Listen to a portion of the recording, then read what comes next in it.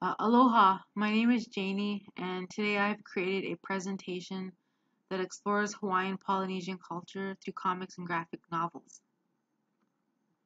This is just a map of the Hawaiian Islands. I want everyone to be familiar with the names and locations of the different islands. Some people who do not have a familiarity with the islands tend to visualize Hawaii as just one big island. The stories from the comics take place on these different islands. Oral storytelling has a rich history in Hawaiian Polynesian culture and identity. Stories served a purpose beyond educating children. They also serve to bring families and communities together.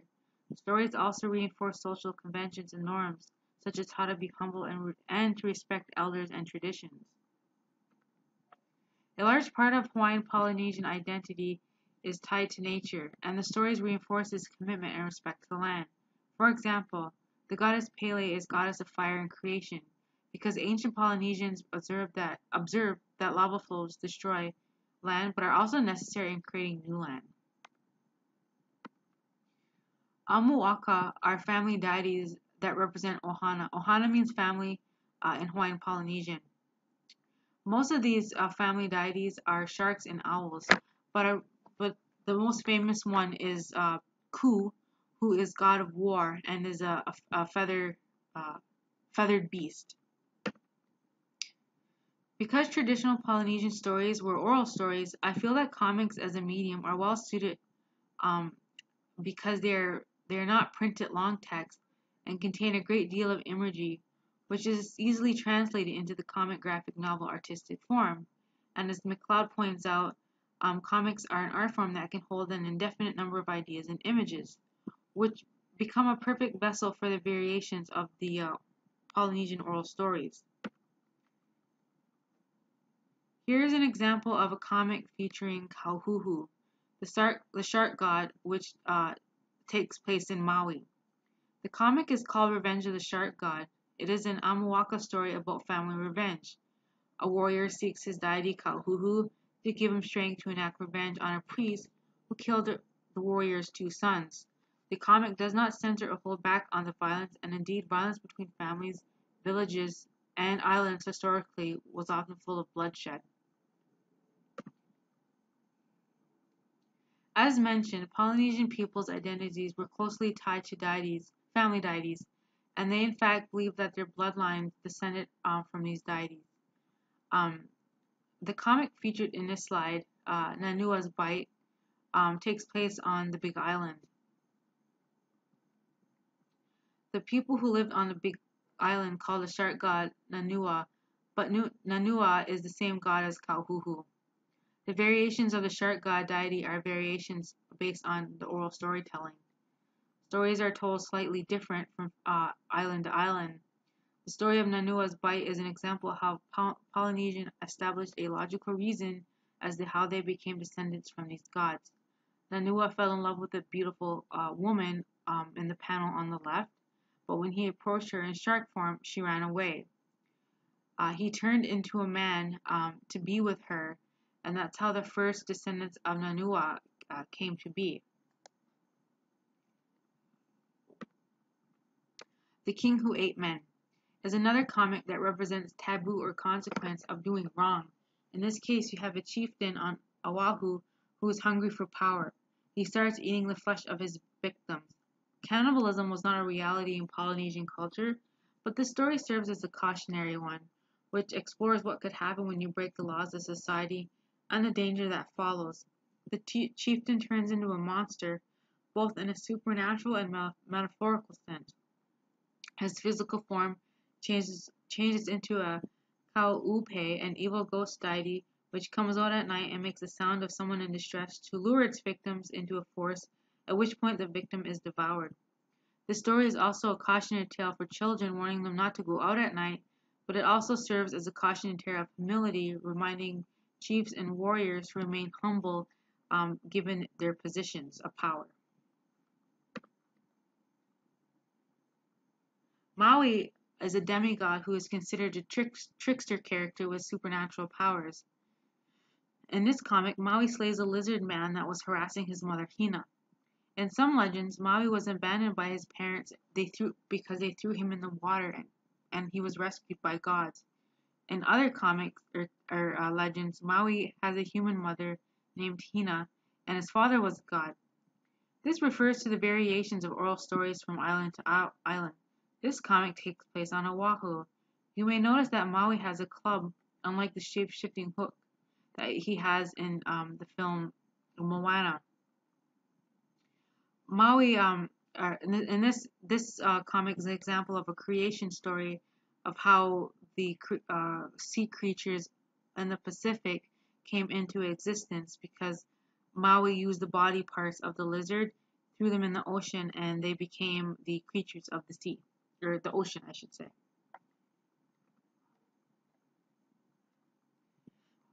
According to Hargrove, Sakura, and Sijo, Hawaiian Creole or Hawaiian Creole English is usually called pidgin in Hawaii. It has a rich linguistic history based on the need for a common language amongst a diverse group of people who spoke different languages. It also has a dark side based on plantation domination and American English hegemony. Hawaiian Creole began in the early 19th century with the creation of sugar plantations in Hawaii and an influx of immigrants from many different places. Imagine a melting pot of languages: Japanese, Filipino, Portuguese, Polynesian, and imagine in an effort to speak one language, all of these languages go into one pot, but the main ingredient is English. As a result, you get this Hawaiian Creole English, which is a result of the mixing of the languages, so that everyone can communicate with each other and with the white plantation owners. If you are curious, here are an example of common phrases in Pidgin and their meaning. You can see how both linguistically and syntactic they are different from Western English. So, for example, the cat stay in the house. The cat is in the house. I never done do 'em. I didn't do it.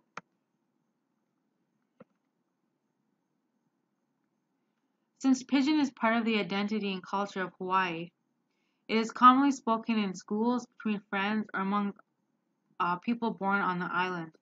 These comics are created to have the reader, who is not Hawaiian, understand and learn the structure of the language. Douglas Simpson, who created Pidgin to the Max, adds humor into these comics while the readers try to learn the Pidgin. They are very much a learning tool for non-Hawaiians. On this slide is a famous example of a Pidgin translation of Hamlet. So Hamlet would say, "To be or not to be, that is the question." But if Hamlet were Hawaiian, he would say, "I stay or I no stay, ask the question, yeah?" Or he gives an example of one word, broke, and he shows you how linguistically and in speech, the one word can have three different meanings. Wow, some uno broke them out. Oh wow, my new dress they broke. I go and broke your face.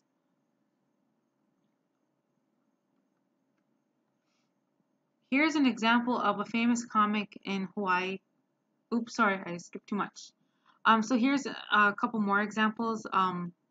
So haole is basically the Pidgin word for like white person. So this woman says, "Geez, I'm really disappointed to hear that." And the Pidgin translation would be, "Wow, Obama's man." And in the right panel, Simpson's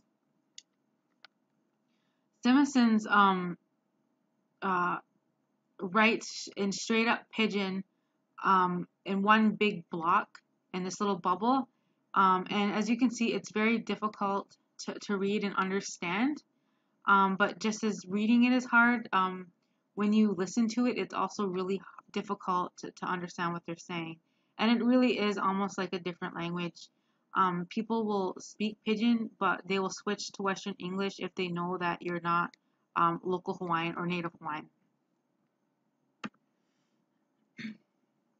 Here's an example of a famous comic in Hawaii called Pineapple Man. Pineapple Man is considered an icon in terms of Hawaiian comics. In 1997, the comic also DC and Marvel Comics on the Hawaiian Islands, and he is the official mascot of the Hawaiian Comic Con. What makes him so likable is that he is identifiable for the average Hawaiian. He speaks pidgin, and he is named after the most iconic fruit of the islands, the pineapple. Um, Pineapple Man has the same Amuaka as King Kamehameha I, which is Ku, the god of war. And this is why, for comparison, I placed the picture of the statue of King Kamehameha I, which shows the headdress he wears. Ku has the same feathered mane on his head, which is why Pineapple Man and Kamehameha have the same mane. It's a sign of a warrior, paying respect to their family deity Ku. Moreover, Pineapple Man wields a traditional shark-toothed club called a le'io mano. A Hawaiian warrior fashioned this club after they killed a shark. So it's a sign of courage and skill, which Pineapple Man proves himself because he does kill his own shark in a later comic. Sam Campos, which is the author of Pineapple Man, uses just enough pidgin to set him apart from other comic characters in standard Western English. He wants to identify Pineapple Man as a local, but does not go so far as to potentially confuse the reader or make the comic difficult to read. So you'll notice that Pineapple Man, his English is a little off from Western English, but compared to the other examples I showed you, his pidgin is a lot easier to understand.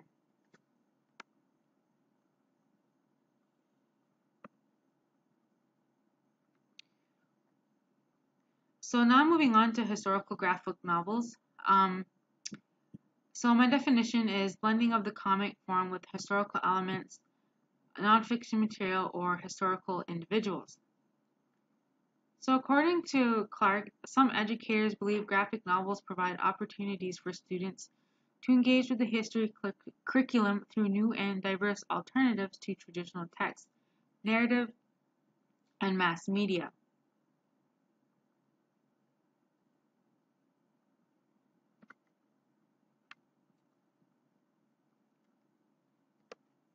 The comic shown here, Hamakua Hero, a true plantation story, helped express the Hawaiian identity, which is deeply rooted in the plantation era.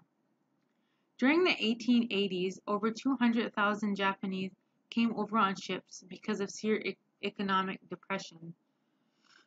That was only 1 year. A lot more came over.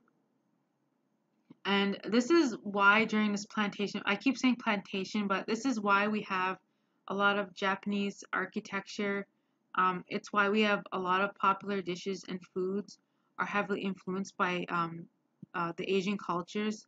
You go into a grocery store and we have a lot of food from the grocery stores influenced by the Japanese culture.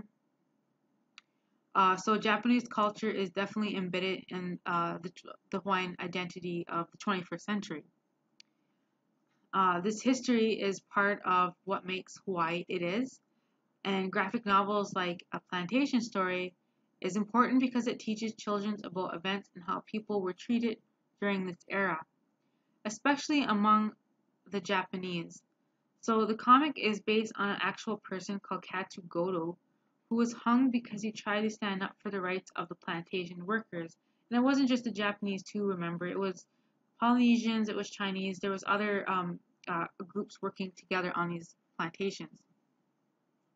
However, the plantation owners were fearful that Katsu would create a revolt, so they, like I said, they hung him. And he's considered a martyr amongst the Japanese people on Oahu. Historical graphic novels are essential for libraries because they are a teaching tool. They explore significant moments in Hawaiian history, but rather than cracking open a boring textbook, you get a strong image like the one that you see, which visualizes that historical moment that happened in time, that just words alone cannot depict.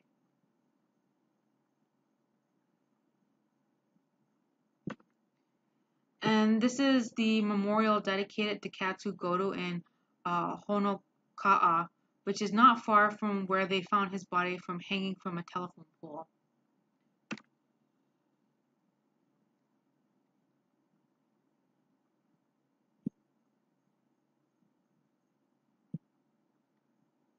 Okay, sorry.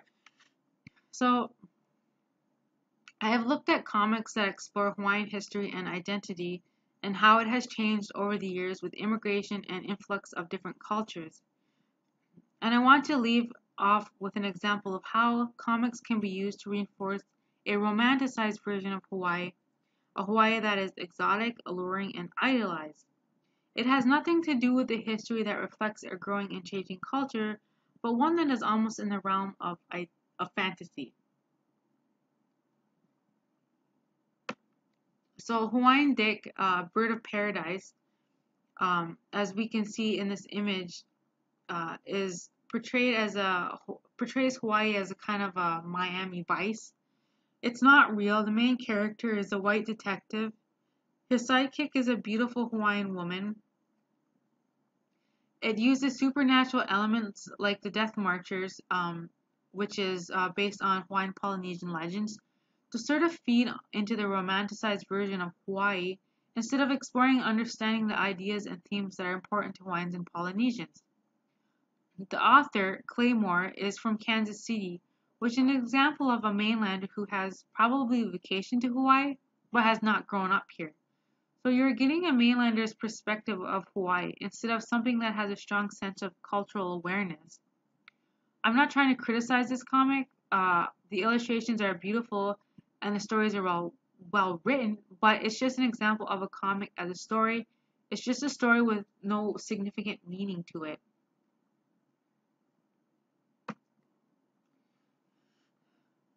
So the visuals I find in these comics are extremely beautiful. With the on the left panel, the kind of dark chromatic colors that sets this atmosphere.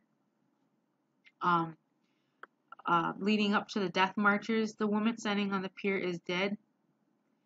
And Claymore shows the example. However, Claymore shows the example of a white detective trying to solve a murder, which results in him discovering that it's Hawaiian magic, um, which is reviving the dead. But it kind of just adds this spooky element to the story.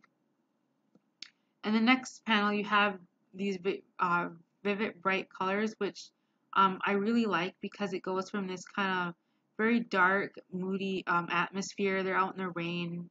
It's spooky to this kind of they're in a club. By the way, I know it just looks like a bar, but it's a club, and you kind of got these vibrant, loud colors that kind of help to illustrate that feeling that they're in a club, and it sets a completely different atmosphere. But what I don't like is that you have a white bartender and you have this white guy smoking a cigarette and having a drink, and you have these two Polynesians that come in and they're robbing these two white people. So it paints a picture where the white man is good and the Polynesian is bad, and it reinforces this colonial element, which I think is harmful, especially because of what Polynesians and the Asians went through during the colonization of the islands.